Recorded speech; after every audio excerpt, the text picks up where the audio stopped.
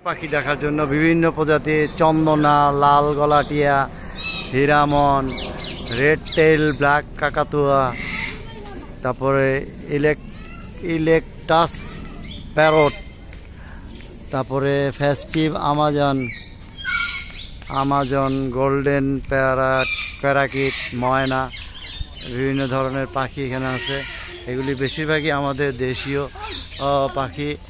এগুলি বাচ্চাদেরকে আসলে কাছ থেকে না দেখলে বাচ্চারা বুঝতে পারবে না। এই যে একজন টিয়া বসে আছে এখানে, সে বসে বসে আমাদেরকে দেখছে আর আমরা তাকে দেখছি, সেও আমাদেরকে দেখছে। অনেক টিয়া পাখি আছে এখানে। কি আছে এখানে? হচ্ছে রেড টেইল, মানে এর হচ্ছে লেজটা হচ্ছে লাল, কিন্তু পাখি কোথায় দেখতে পাচ্ছি না তো। মানে উপরের দিকে আছে নাকি, অনেক খাঁচার মধ্যে ঢুকে আছে, দেখা যাচ্ছে না এখানে। ওই যে পাওয়া গেছে, ওই যে রেড টেল, ওই যে লাল লেজ দেখা যাচ্ছে, লাল লেজ। এবং হচ্ছে গিয়ে সে ওই যে উপরে অনেক বড়, অনেক শব্দ করতেছে। তারপরে এখানে কে আছে?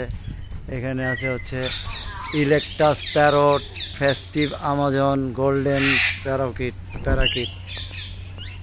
এই যে এদের নাম, এক একটার নাম এগুলি। এখানে দেখা যাচ্ছে ছোট ছোট টিয়া। টিয়াগুলি দেখতে ছোট আকৃতি, কি সুন্দর শব্দ করতেছে। আমাদেরকে দেখে খুব মজা পাচ্ছে ওরা আনন্দ করতেছে আমাদেরকে দেখে। আর এই যে ময়না, এই সেই ময়না যে কথা বলে। এদের কথা শিখালে এরা কথা শিখে কথা বলে। এই ময়না, এদের গলায় কি সুন্দর হলুদ একটা আছে, কান সহকারে। এটা হচ্ছে কানের অংশ থেকে হলুদ, মুখের অংশটা হলুদ ও লাল আর কালো, দেখতে খুবই সুন্দর লাগে। এবং এরা হচ্ছে এদের দাঁত খুবই ধারালো টাইপের হয়। এরা অনেক শক্ত লোহার কেটে ফেলে। এই কারণে এদেরকে খুব যত্ন সহকারে রাখতে হয়।